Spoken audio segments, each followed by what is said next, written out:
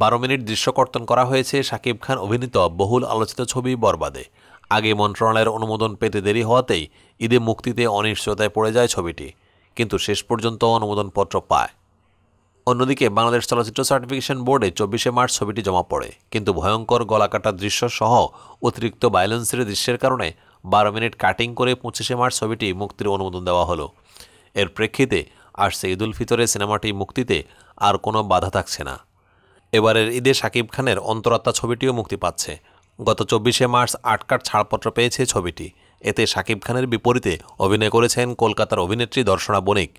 সোহানী হোসেনের মূল গল্পে ফেরারি ফরহাদের চিত্রনাট্যে অন্তরাত্মার অন্যান্য চরিত্রে অভিনয় করেছেন শাহেদ শরীফ খান, অরুণা বিশ্বাস, ঝুনা চৌধুরী, এস.এম. মহসিন, মারুফ।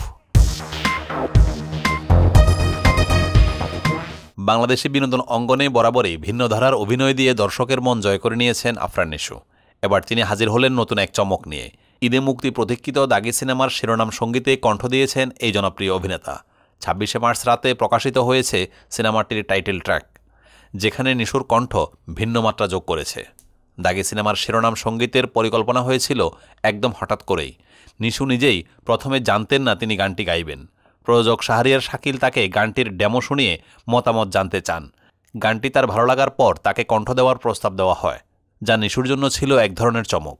গানের কথা লিখেছেন রাসেল মাহমুদ ও সুর সঙ্গীতায়োজন করেছেন আরাফাত মহসিন নিধি।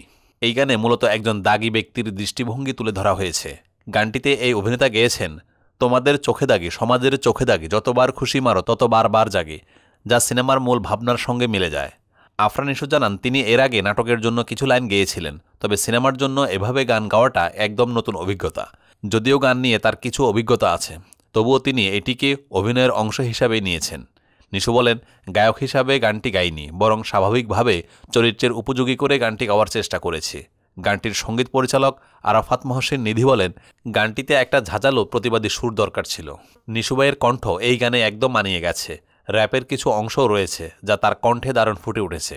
শিহাব শাহীন পরিচালিত দাগি সিনেমাটি এবার ঈদে মুক্তি পেতে যাচ্ছে। সিনেমাটির গল্প, চিত্রনাট্য ও সংলাপ লিখেছেন নির্মাতা নিজেই। এর শুটিং হয়েছে সৈয়দপুর, রাজশাহী ও ঢাকায়।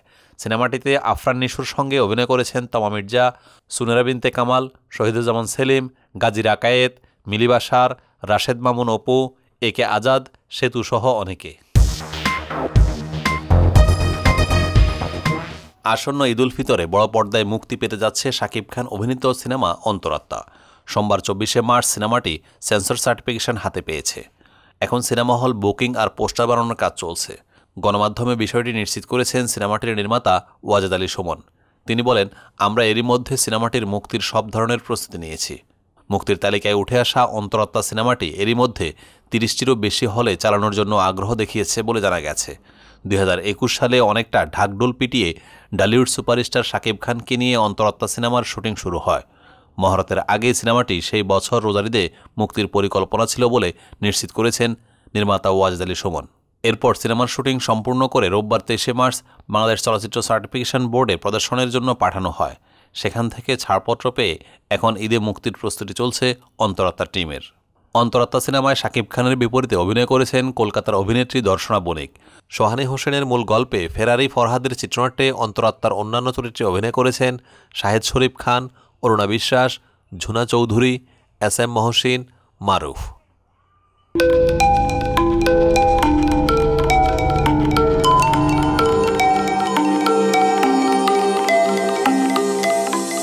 টিভি দেশ ও দশের কথা বলে।